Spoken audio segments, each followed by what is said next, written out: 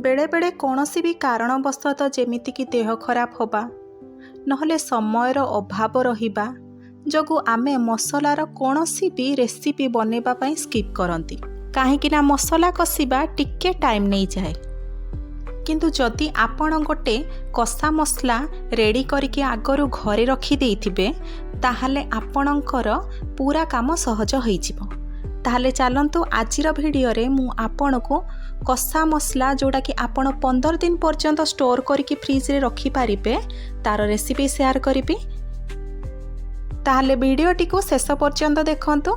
नमस्कार सांग माने मु मोर YouTube channel seasons and bites रे आपण समस्त को स्वागत जणाउछि। जेतिकी मु आज क्वांटिटी देखौछि आपण को मसलार पियाज रसुण अदार ताहा सबू मु 7 दिन पर्यंत मसला रेडी कर देइछि। किंतु एई मसला को आपण 15 दिन पर्यंत स्टोर करिकि रखि पारिबे। याठू बेसी क्वांटिटी जदि नेइकि करिवे ताले 15 दिन जीवो। तेबे चलंतु रेसिपी स्टार्ट करिबा। तेबे देखंतु कषा मसला बनाया पाई मु एठी पाखापाखी 400 ग्राम पियाज को छोट छोट पीस करिकि काटी नेइछि। ताकू चाहिए आपण लंबा लंबा सरू सरू पीस रे मध्य काटी पारिबे।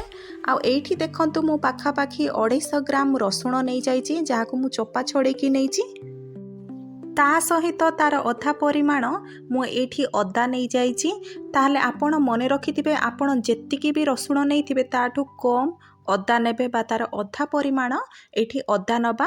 आ मु 3टी गुजराती नेइछि ताठू बेसी आमे पकेबा नाही। ता सहित अल्प किछि लवंग आ आपण एठी देखुथबे हमर डालचीनी मध्य मु एतिकी नेइछि अल्प किछि डालचीनी नेइछि आ 2टी तेजपत्र को नेइछि।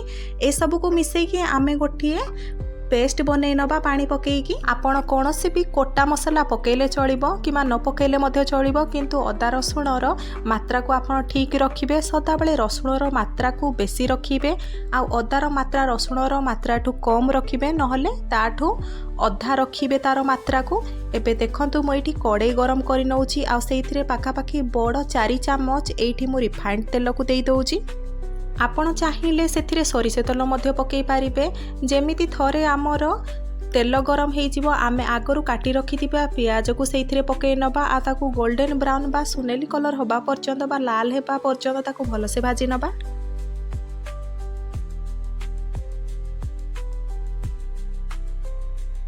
एबे एठी देखंतु आमर पियाज पूरा लाल हो गलानी। एबे आगरू बाटी रखिथिबा आमर मसला पेस्ट को सेइथिरे पकई नबा आ ताकू पुणी थरे आमे पियाज सहित किछि समय कसी नबा।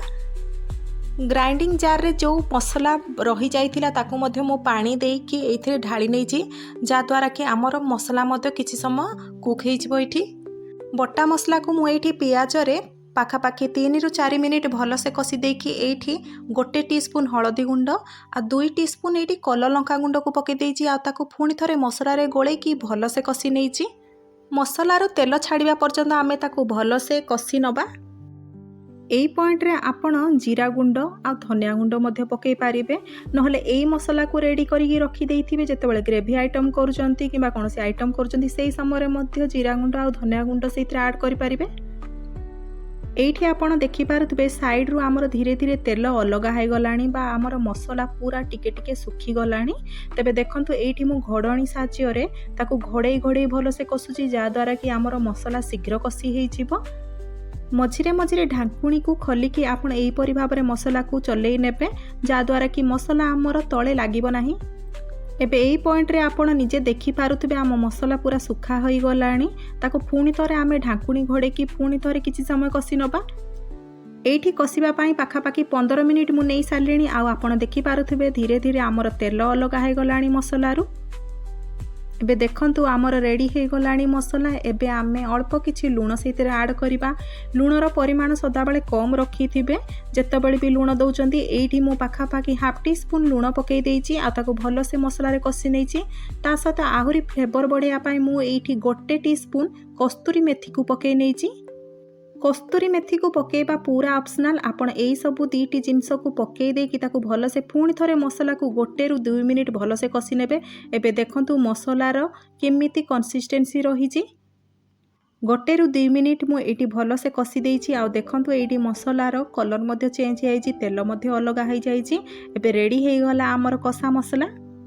ଯେତେବେଳେ ବି ଏଇ ମସଲା ଆପଣ ତିଆରି କରୁଛନ୍ତି ଗ୍ୟାସ୍ ଫ୍ଲେମ୍କୁ ସଦାବେଳେ ଲୋରେ ରଖିକି କରିବେ। ଏବେ ରେଡ଼ି ହେଇଗଲା ମସଲା। ଏବେ ଆମେ ଗ୍ୟାସ୍ ଫ୍ଲେମ୍କୁ ଅଫ୍ କରିଦେବା ଆଉ ଏଇ ମସଲାକୁ ଥଣ୍ଡା ହେବା ପାଇଁ ଦେବା। ଥଣ୍ଡା ହେଇସାରିଲା ପରେ କୌଣସି କଣ୍ଟେନର କିମ୍ବା ଟିଫିନ୍ ବକ୍ସରେ ଆପଣ ପୂରେଇକି ତାକୁ ଫ୍ରିଜ୍ରେ ରଖିପାରିବେ। ତାକୁ ଆପଣ ଫ୍ରେଶ୍ ଜୋନ୍ କିମ୍ବା ଫ୍ରିଜରରେ ଆପଣ ଷ୍ଟୋର୍ ମଧ୍ୟ କରିପାରିବେ।